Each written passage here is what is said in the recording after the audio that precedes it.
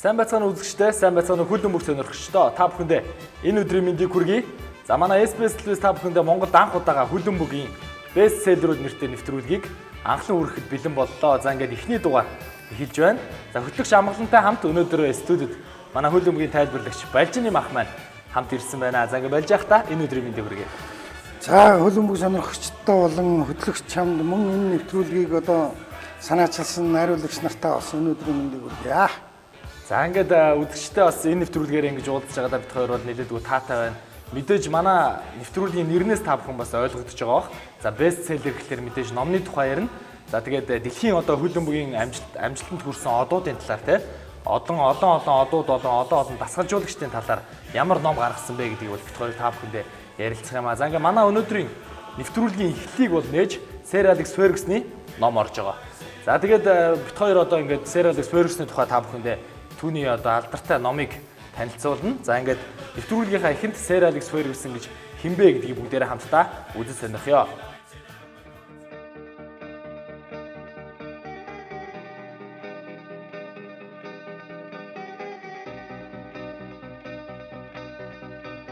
(1941 оны 12 дугаар сарын 31-ний өдөр буюу яг шинэ жилийн өдөр Александр Битэн Фергюсон хэмээх хэрхэм өөрийн том хүүгээ үлгийдэн авсан нь хүлэн бүгийн ертөнцийн гол хүмүүсийн нэг нь байх юм гэж зүйлээгүй болов уу?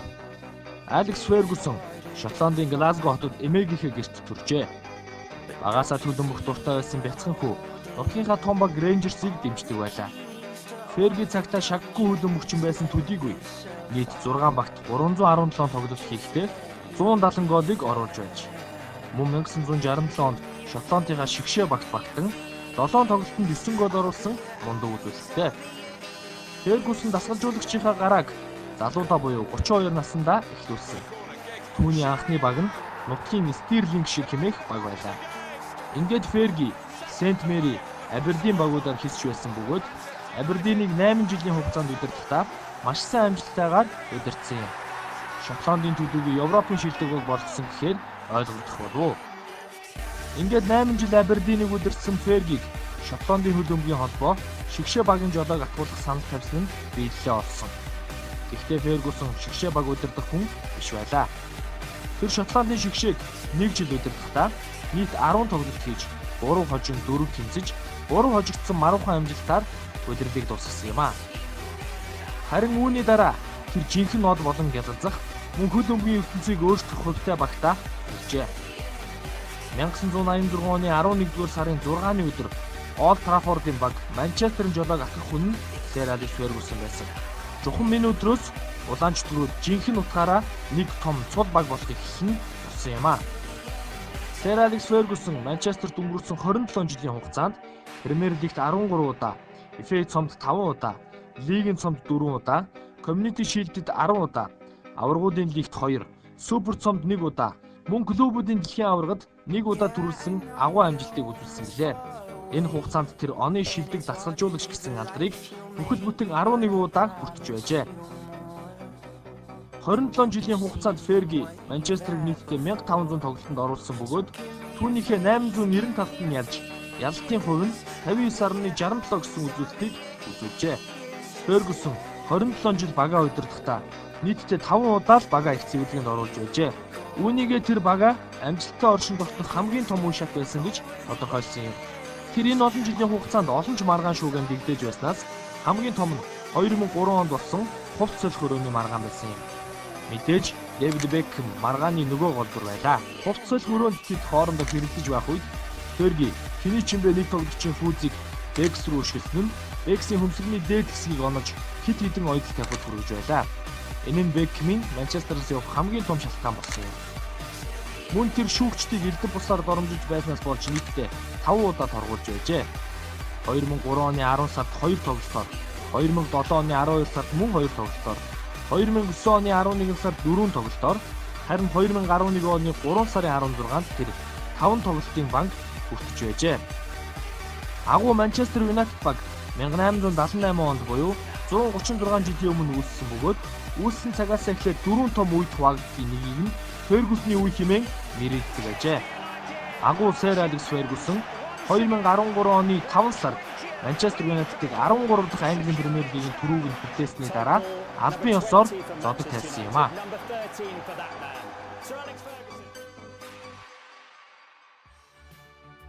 За Сэр Алекс Фергюсон гэдэг хин бэ гэдгийг манай үзэгчд багхан ч гэсэн бас мэддэггүй нэг нь мэдэж авсан болов уу гэж бодож байна.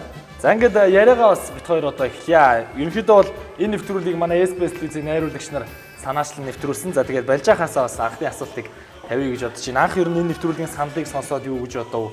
За тэгээд нэвтрүүлэг зочноор оролцох болсон талаараа тийм энэ талаар ярихгүй юу? За ер нь тэгээд нэвтрүүлгийг бол ерөөсөө яг ийм нэвтрүүлэг хиймээр байна гэдгийг сонсонгуудаа би маш их уриалгахын хүлээж авсан л та. Бүр уриалгахын гэх юм бол бараг багтандаа ер нь маш дуртай хүлээж авсан. Яагаад гэх юм бол би бол өөрөө хөлбөмбөгийг түүх гэж ойлгодог. Би тайлбар дундаа түүхийг илүү ярьдаг. Хөлбөмбөг бол түүх болж үлддэг. Тэгээд хөлбөмбөгийг ингээд түүх болгоод үлдээсэн энэ сайхан одоо гайхамшигтай хөлбөмбөгийн зүтгэлтнүүд өөрийнхөө туулж өнгөрүүлсэн амьдралаас ингээд ном болгоод бичнэ гэдэг чинь ерөөсөө заавал нэг тийм өөрийгөө бичээд ахын хэрэг биш л дээ. Миний удирдлагын тоглож байсан ийм одоо хөшигний цаана ингэж байлаа. Ийм байсан, зарим нь ингэж хүмүүжүүлсэн, заримтай нь ингээд хэл аман ойлголцоогүй учраас би ийм асуудалд хүрж исэн гэдгийг яг энэ номон дээр ерөөсө төлхөө ütсэн байгаа. Ер нь бүгдээрээ л тийм байдаг. Тэгээд энийг ерөөсө тайлбарын дундуур ярих ямар ч тийм боломжгүй байдаг. Намайг ингээ яриа явахаар зарим нь одоо бараг хадуурлаа, халуурлаа, бүлээрлээ энэ төр гэдэг. Учираас би бол ерөөсө за одоо яг л миний байх ёстой суудлал бол энэ нэг байж магадгүй. Энэ дээр би одоо ёстой ярьдгүйгээ үзье та гэж одоо тэгж л бодсон доо ер нь анх. За тэгээд SBS-лээс та бүхэндээ бол маш олон цуврал нэвтрүүлгүүдийг бол хүргэнэ. За эхлээд бол бид Сэр Алекс Фергюсоноор хэлж байгаа цааш манай үзэгчдийнхаа саналыг аваад цаашдаа бол маш олон одуудын номуудыг хүргэх байгаа. Ер нь бол бидний жигсаалтанд бол Рахимович болон за Месси, Жирард гэж цаашаа нэвтрүүлгүүд маань хөвөрхөөр байгаа. За ингээд Балжахаас бас асуугаад явъя. Ерөнхийдөө бол номыг бол ерөнхийд нь уншсан байгаа. Номны товч агуулгыг тийм ер нь Сэр Алекс Фергюсон ямар ном бичив? Товч агуулгыг та нэг үзэгчтэй нэг ярьж өгөхгүй юу? Ерөөсөө Сэр Алекс Фергюсон чинь юу гэдэг юм байна л да. Нөгөө Манчестер Юнайтед дээрээс өмнө Шотландын Абердин байсан. Тэгээд өөрөө хөлбөмбөгчм тэр Глазго өнтер тоглож байхдаа бол одоо тухайн үеийнхэн хамгийн дээд үн болох одоо 8-аг бол одоо өөрөө тоглогчийн хуваар бол одоо хийж байсан. Энэ замналуудаа бол тэр урд нь бол тэгээд бичсэн юм байл л дээ. Ерөөсөө тэгэнгүүтээ яг энэ номыг бол ерөөсөө Манчестер Юнайтед өнгөрүүлсэн 26 жилийнхаа одоо юунд зориулсан одоо ерөөсөө яг энэ тухайгаар л бичсэн учраас надад бол ерөөсөө маш их сонирхолтой байсан. Хэрвээ зүгээр Сэр Алекс Фергюсон тэр нэг Шотландын Абердинд дасгалжуулагчаар очиод ингээ Европын цомд ингээ төрүүлжлээ инээ тэрэгээд ингэсэн бол одоо би бол бас нэг жоохон дурамчхан унших жишээний. Манчестерт яг ингэсэн юм а гэдэг ингэхээр бол өөр. Тэгээд дээр нь мань хүний гараар чинь бол ерөөсөө олон тоглогч нар орж гарсан шүү дээ. Тийм учраас бол энэ олон тоглогч нар орж ирж байхдаа ямар байсан гараад явахдаа зарим нь хаалга савсан юм уу, зарим нь баяртай гэж хэлсэн юм уу, зарим нь бараг үүлээ зогсож исэн юм уу энэ төр гэдэг талаар бол одоо ерөөсөө номнэр бол тодорхой байгаа учраас энийг бол Сэр Алекс Фергюсны ном гэж ойлгож болохгүй юм. Бараг зүгээр тэгж ойлгол өрөөсгөл ойлголт болно. Тэр хүний ганцхан тэр хүний намтар гэвэл хэцүү. Маш олон хөлбөмбөгчдийн намтар энэ дээр бол одоо яригдж байгаа. За тэгээд бүхэл бүтэн Манчестер Юнайтед тийм одоо энэ клубын сүүлийн 26 жилийн ялалт амжилт ялагдал бол энэ номон дээр багтж байгаа учраас бид нар бол ерөөсөө улаан чөтгөрүүдийн түүхийг ерөөсөө тогоон дотроос нь дэндүү судлах боломж олжээ л гэж ойлгоход болно доо энэ ном. За бас үзэгчтэй бас сонирхолтой мэдээллийг хүргэхэд Манчестер Юнайтедийн одоо үүсгэн байгуулагдсан он жилүүдээс эхлээд бол ерөнхийдөө 1878 онд Манчестер Юнайтед үүссэн.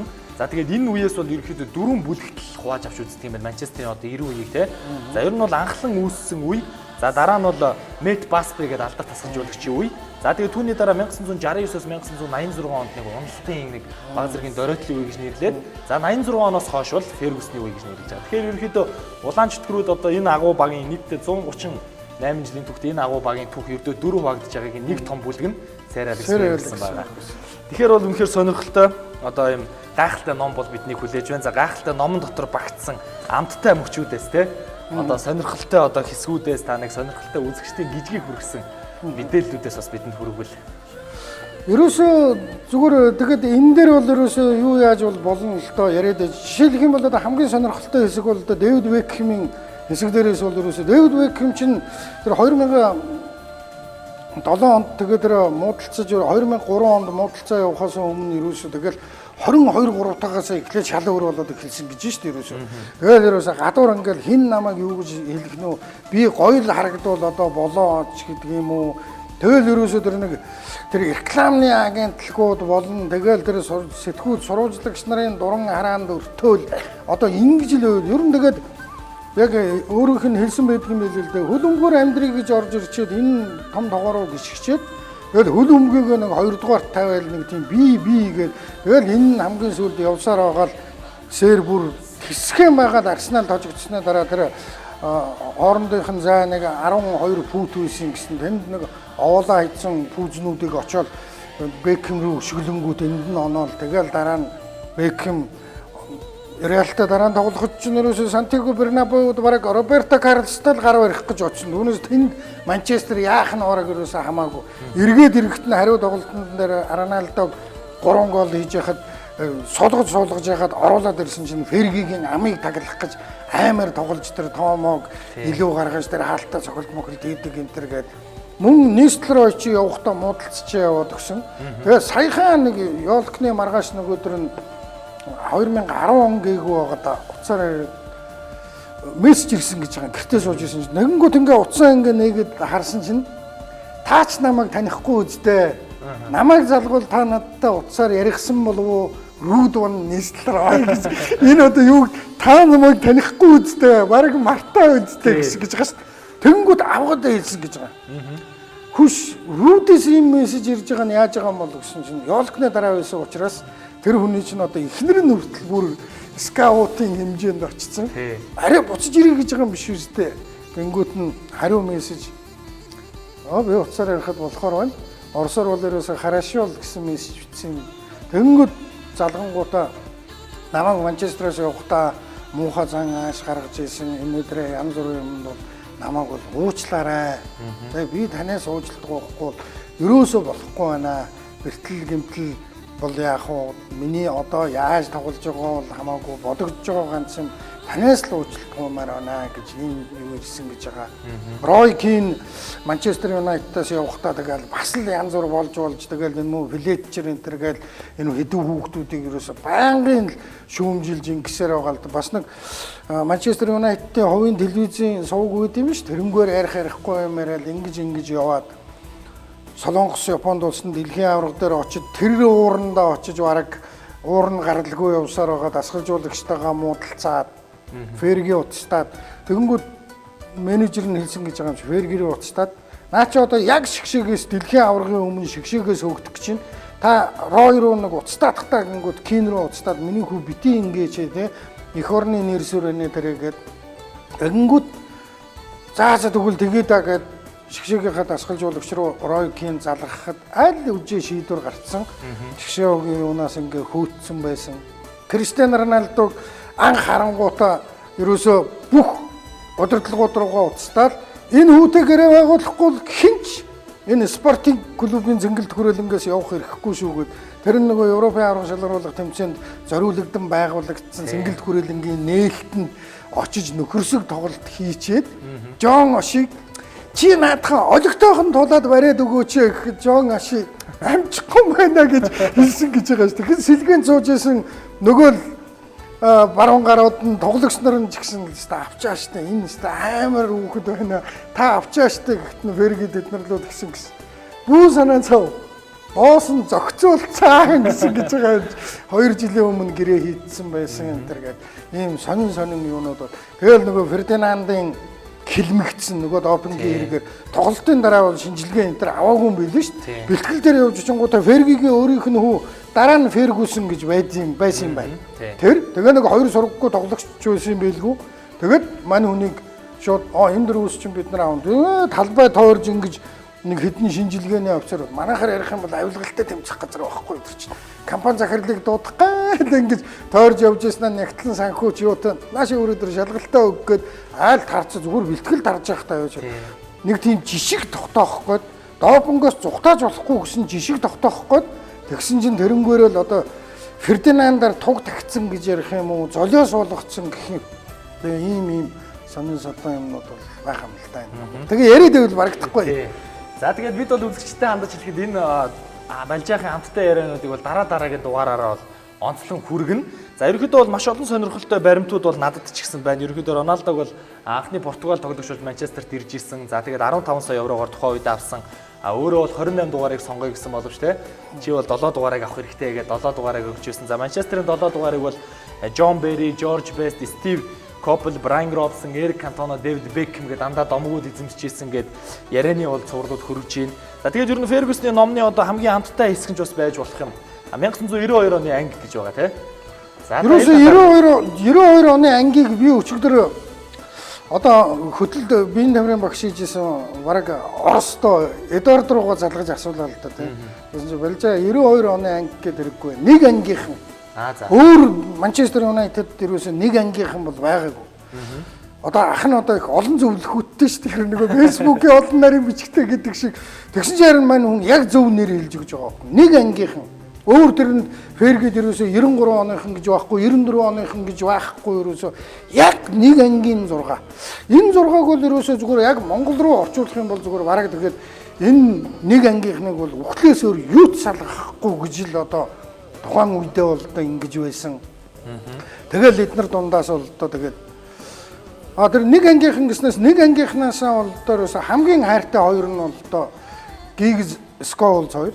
Энэ хоёрыг би Криштиану Роналдотой нэг энэ зэрэгцүүлж нэг 50-50 Гэхдээ энэ хоёрыгоо би 20 жил хоёргүй сэтгэлээр зүтгэснийг бодож 50 үхэхээс ур чадвараар бол үгүй шүү дээ. Тэр энэ дээр бас их сонсон. Тэр нэг ангийнхан. Угаасаа ерөөсөө хэдүүлээ нэг ангийнхан гээд тусдаа нэг нэвтрүүлэг. Ер нь тэгээд нэвтрүүлгүүдийг би бол одоо бас найруулагчтай санал болгоно гэж бодож байгаа хоёлаа. Тэгээд Фердинанд, Бекхэм, Криштиану Роналдо тэгээ нэг ангийнхан байж болж юм. Ингээд дандаа ингээд нэг бүлгээр нь ингээд яг нэг нэвтрүүлэг дээр л нэг хөлбөмбөгчний тухай л голчилж ярьдаг байвал бас үзэгчд ч гэсэн сонирхолтой болох юм болов гэж бодож байгаа. Гэхдээ манай нэвтрүүлгийг бас тэгээд бүх дугаарыг бүх хөлбөмбөг сонирхогч нар маань үзнэ гэж юу аах вэ? Заримдаа бас нэг давтах маягтай энэ төр явахад бол буруудах юм байхгүй бах гэж бодож байна. Алекс Фергюсон гэдэг нийтдээ Манчестер Юнайтед 27 жилийн хугацааг өнгөрүүлсэн. Энэ агуу тасалжуулагчийн номыг бол бид хүн та бүхэндээ цовруул нэвтрүүлгээр хүргэх болно. За бидний бол ерөнхийдөө дараагийн дугаарт одоо ямар хүмүүсийг оруулъя гэж бодож байна. Одоо бол ер нь их олон ярианы сэдв байна л та тий. Тасалжуулагчдын ярианы сэдв байна. Ливерпулийн тухай бас нэг бүлгээ бичсэн. Ливерпулийн тухай нэг бүлэг байгаа, Венгер байгаа, хэн Мориньо байж байгаа. Тэгэхээр би ерөөсөө дараагийн дугаарт бол би дөнгөж саяхан дэлхийн шилдэг хөлбөмбөгчнөр 2 дахь удаага шалгарсан Криштиану Роналдогийн нэг бүлгийг ерөөсөө оруулж ирдгийм билүү гэж бодож байна. Тэр Криштиану Роналдогийн бүлэг дээр бол ерөөс тэр бүлэг эхлэхдээ бол ерөөсөө ингэж эхэлж илээ. Би энэ олон жил олон хөлбөмбөгчнийг харж дасгалжуулж явахдаа Криштиану Роналдо шиг гайхамшигтайг нь би авиаслыг нь би хасангүй гэсэн нэг тийм Орос дээр бол нэг тиймэрхүү маягтай л эхэлж илээ дээ. Тэгэхээр энэ орон нэг тийм үлгэр домог шиг энтрэл юм л одоо байж таарах гэдэг юм. Тэгэхээр дараагийн 7 хоногт яг Криштиану Роналдог ингээд тэр Баландиорыг авцсны дараа ингээд гаргуул ирнэ бас их сонирхолтой байх болов гэж бодож байна. Тэгээ найруулагчтай хэлэн дээ. За ингээд үзэгчтэй та бүхэндээ бас одоо сонирхолтой нэг мэдээллийг хүргэе. Ерөнхийдөө Алекс Фергюсон нийтдээ 1986 оноос 2013 оны хүртэл 27 жилийн турш Манчестерт Олд Траффордын эзнээр суусныг бол манай үзэгч сайн мэдж байгаа. За энэ хугацаанд ямар одоо шилдэг тоглогч нар түүний одоо удирдлага дор тоглож ямар амжилтыг гаргасан талаар бүгдээрээ нэг мэдээллийг харчаа тэгээд эргээд уулзъя.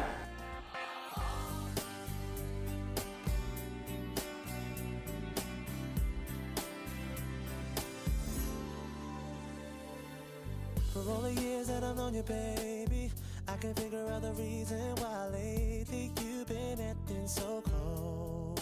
Didn't you say if there's a problem we should work it out? So why you giving me the cold shoulder now? Like you didn't even wanna talk to me, girl. Tell me, okay, I know I was late again. I made you mad and then I stoned in the bed. But why you making this thing drag on so long? I wanna know. I'm sick and tired of a silly game. Don't think that I'm the only one here to blame. It's not me who's been going round slamming doors. That's when you turned and said to me, I don't care, babe, who's right or wrong. I just don't love you no more. Rain outside my window pouring down. What now? You're gone, my fault, I'm sorry. Feeling like a fool 'cause I let you down. Now it's too late to turn it around. I'm sorry for the tears I've made you cry. I guess this time it really is goodbye. You made it clear when you said I just don't love you no more.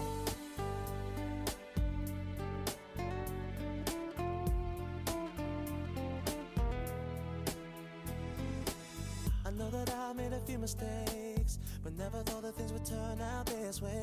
Doesn't make sense to me now that you're gone. За ингээд үзэгчтэй Манчестер Сэр Алекс Фергюсны агуу тоглогчдын мэдээлэлтэй та бүхэн танилцсан баг, та бүхэн таалагдсан баг гэдэгт итгэлтэй байна. За одоо бас бид бүхэн одоо нэгдүгээр бит хоёрын нэвтрүүлгийн нэгдүгээр дугаар бол ерөнхийдөө төгсөх шат руугаа орж ийн.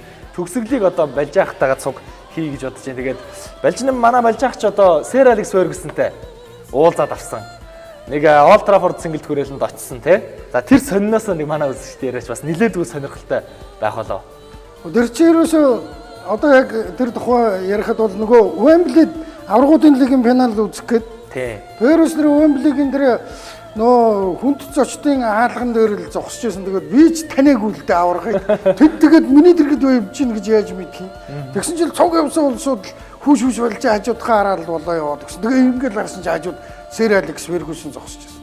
Тэгээ би бол ерөөсөө тэгэл гараа өгөөл тэгэл одоо ганц мэддэг үг I am from Mongolia гэлээ. Тэгээ намайг доож байгаа чи маалга зайлаа. Тэгээд гар барьж байхад ингээд нэг тийм одоо ингээд амар нэг хүндэтгэлийн зураг авахулж байгаа юм шиг ингээд барьж зогсоод камера руу хараад ингэсэн юм бол байхгүй л дээ. Надтай тэгэл гар барьсан тэгэнгүүт л ерөөсөө нэг бүдүүн залуу цааталт нь зогсож байгаа бол тэр залуу ийш ингэн тэгнэгээл юм яриад байгаа шиг байна лээ. Тэгэл ярьж байснаар нэг хүнийг ингээд олж заагаал тэгэл цаашаа явсан. Тэгэл би ч одоо хажууд нь ингээд нэг тийм аавыгаа дагаж яваа хөвчгөл ингээд нэг өөрлөө хараал зогсоод байхаас өөр бол одоо тийм юу л одоо байсангүй. Ямар ч үсэн нэг мань хүний гараас бол одоо барьсан. Би ч ерөөсөө яг тэнд чинь их олон том засгалжуулагчийг харсан зүгээр яг гар барьсан Бразилийн Скалари Парейра хоёртой бариад тэр хоёр ч баг тоглолт үзэхэд миний арын судал дээр суудсан юм чи. Тэр чи бүр барих нь байдхаа бүр баг хамтаа. Яг үнэхээр тэр юуг тэр нэг тэмдэглэл хөтлөж байгааг нь эргэж харсаар байтал таарсан. Сэрийг бол тэгэл харсан да ерөөсөө бөө баяр болоод тэр тоглолт моголт үзэх чи баг нэг тийм сонирн биш болоо явцсан шүү дээ. Йоо зааш очиод ярих юмтай бол одоо очиод юу ярих юм бэ энэ чинь заа зин суудал дээрээс харсан чинь нэг тийм байлээ гэлтэй нь биш одоо энэ төр гээд тэгээд энэ ном нь бол ерөөсөө удахгүй гарна гэдгийг бол ер нь тэгээд дараах нь ер нь тэгээд сонссон. Ашгүй тэгээ нэг юм одоо ингээд орос хэл дээр тэгээд эн чинь бас нэг ингээд олон амжихаар ч айгүй хэцүү болчдөг шүү дээ. Би уншихаараа 80% нь ойлгоно. Одоо ингээд ярихаараа 60% нь ярина. Хүлээн авахч нар маань 30% нь орхиод цаана 30-тай нь үлдэн. Тийм учраас дандаа сонирхолтой хэсгийг нь оруулж ер нь нэвтрүүлгээ явуул ер нь их гоё хаал гэж би бол одоо бодож байгаа. Тэгээ Фергютэй ямар ч байсан уулцсан. Одоо юм чи яриач их зүгээр тэгээд нэг гарнаас нь орой хажууд нэг хөөрхөн зогсож байгаа нэг нөгөөх маань өөр тийшээ хардсан л үеж л гэдэг. За их сонирхолтой зүйл болсон. Мэдээж энэ үйл явдал бол Вемблид аврагуудын лигийн финал Байерн Мюнхен Боруссия Дортмунд багуудын үеэр болсон явдлыг бол манай Балжаах ярьж байна. За тэгээд Сэр Алекс Фергюсны ном бол ер нь 2013 оны одоо намар яг эд худалдаанд гарсан байгаа. За одоо бол яг эд бестселлерийн хэмжээнд хүрсэн. За тэгээд хамгийн одоо оргил шатандаа бол орсон байгаа. Ерөнхийдөө манай үзэгчд бол Фергюсны номыг бас олон алдартай тамирчид уншиж ирсэн зураг хөрөг маш олон зүйлийг бол харсан ба хамгийн сүүлийн жишээ хэд бол Барселонагийн төвийн хамгаалагч Пике бол яг Фергюсны номыг бариад суудсан. Зураг нь бол бас Twitter, Facebook-аар бол нэлээдгүй тархсан байсан. За тэгээ Фергюсонтой холбоотой бас нэг сонирхолтой мэдээллийг хүрэхэд Фергюс нийтдээ 26 жилийн хугацаанд Английн Премьер Лиг болон аврагуудын лигийн бүрэлдэхүүнд улаанч төрөлийг удирдан оролцохдоо бол 5 удаа шүүгчдийг одоо элдв бусаар доромжилж бас олон төрлийн одоо арга хэмжээг бол өөртөө авч ирсэн юм байна. За тэгээ 2003, 2007, 8, 9, 11 онуудад бол Sir Alex Ferguson шүүгчтэй маргалцсныхаа улмаас бас нэлээдгүй хэдэн мянган еврогоор торгуулж ирсэн мөн одоо хамгийн их шийтгэл нь бол 2011 оны 3 сарын 16-нд 5 тоглолтын банк бол хүртэж ирсэн байна. За 5 тоглолтыг бол багийнхаа хажуунаас удирдаагүй гэсэн үг. За тэгээд ер нь Дүүлэнтэй шүүгэнтэй 27 жил өнгөрсөн. Энэ бүхнийг бол манай телевиз Балж ах, за манай найруулагчийн баг, манай одоо SBS телевизийн бүх баг та бүхэнд бол дараагийн дугаараараа хүргэн явуулах юм аа. Community Shields, one European Cup Winners' Cup, one European Super Cup, 2 Champions League titles, Intercontinental Cup, Премьер лигийн 13 удаагийн авраг, FA цомын 5 удаагийн авраг, лигийн цомын 4 удаа, Community Shield-д 10 удаа төрүүлсэн. Аврагуудын лигт 2 удаа төрүүлж, Супер цомд 1 удаа, мөн клубүүдийн дэлхийн аврагт 1 удаа төрүүлсэн агуу амжилтыг үзүүлсэн агуу Sir Alex Ferguson.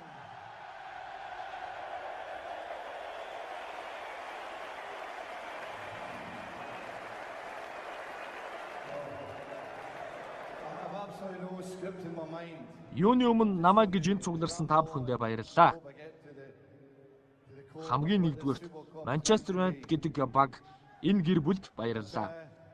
Зөвхөн арын алба, тоглогчид, дасгалжуулагчид, эмч нар биш шүү. Бүх Манчестерт баярлалаа. Та бүхэн миний амьдралд хамгийн сайн сайхнаар үлдэх болно. Баярлалаа.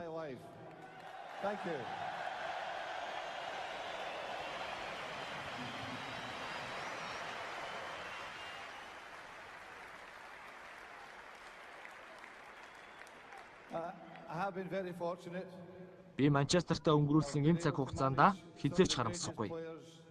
Энэ олон гайхалтай тамирчдыг дасгалжуулж байснараа үргэлж бахархан ярих болно. Миний бүх тамирчид үргэлж авраг болохыг л эрмэлздэг байсныг би мартахгүй. Тэд дэндүү дайчин, дэндүү ухаалаг, дэндүү цоглог байсан юм аа.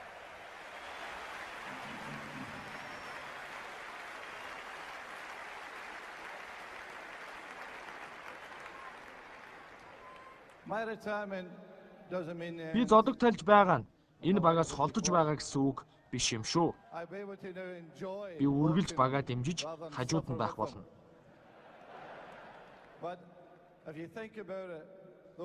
Итгэмээргүй эргэн ирэлтүүд, сүүлийн секундын хожлын гоолууд, мөн хожигдлууд ч гэсэн эргээд харахад сайхан дурсамж байжээ.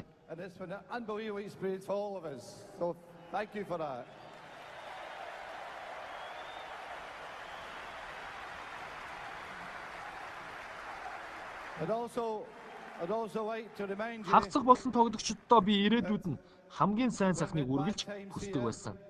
Бас өмсдөг байсан улаан жерсигээрээ үргэлж бахархаж явахыг сануулдаг байлаа.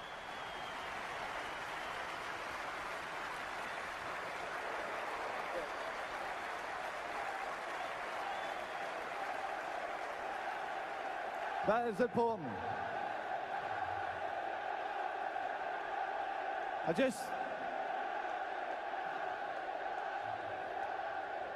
Before I start bubbling, I just want to pay tribute. Мөн энэ өдөр надтай хамт зодог тайлж байгаа Paul Scholes зодог тайлж байгаа гэдгийг та бүхэнд хэлэхэд өнөгтэй ч гэсэн баяртай байна.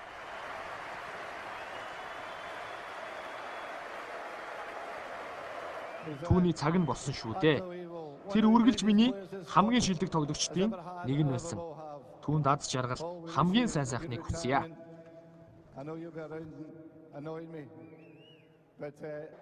Би маш сайхан мэдрэмжтэйгээр гэртээ харах болсон байна. Эцэст нь дахин нэг удаа та бүхэндээ баярлалаа гэж хэлье. Эндэр дээрээс намайг харж байгаа Ferguson-ы гэр бүлд ач хүүхдүүддээ баярлалаа. Хайртай шүү та нартай. Баярлалаа. Баярлалаа.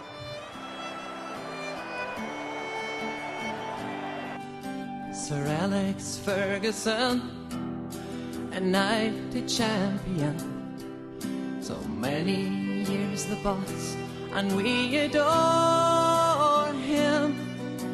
Simply the best, united through and through.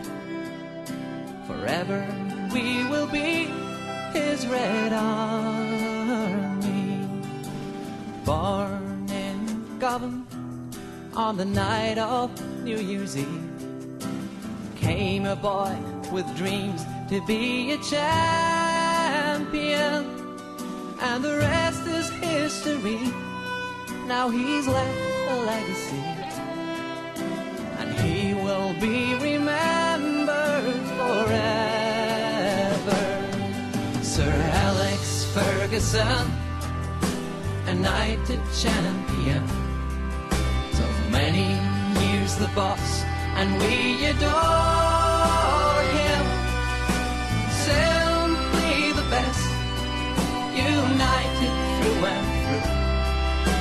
Forever we will be his Red Army, like the greats from before and others we adore. Fergie keeps the Manchester tradition. We play all out in attack, and we're solid at the back, and that's what makes the club united.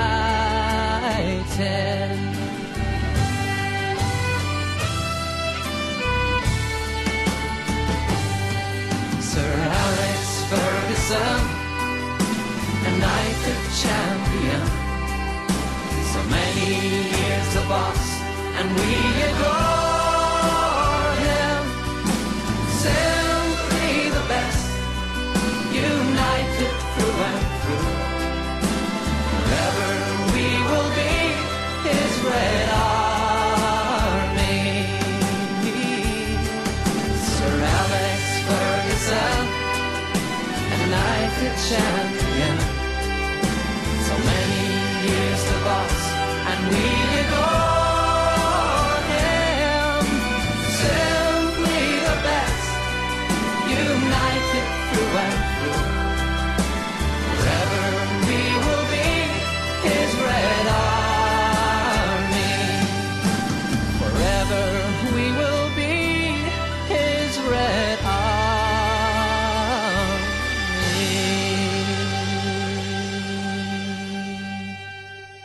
За ингээд үзэгчтэй манай нэвтрүүлгийн хөл өмгийн бестселлер нэвтрүүлгийн эхний дугаар энд хүрээд өндөрлөж байна. Бид бүхэн дараагийн дугаараараа маш сонирхолтой амттай та бүхнийхээ жихийг одоо халууцуулсан сонирхолтой нэвтрүүлгийг бол хүргэн явуулах болно. Ингээд Балжаах хөтгөртэй хамт байгаараа Балжаахтай эхний дугаарт оролцсон мэдээж баярлалаа. Дараагийн дугаараар уулзлаа. Түр баяртай үзэгчтэй. Simply the best, united through and through. Forever we will be his Red Army.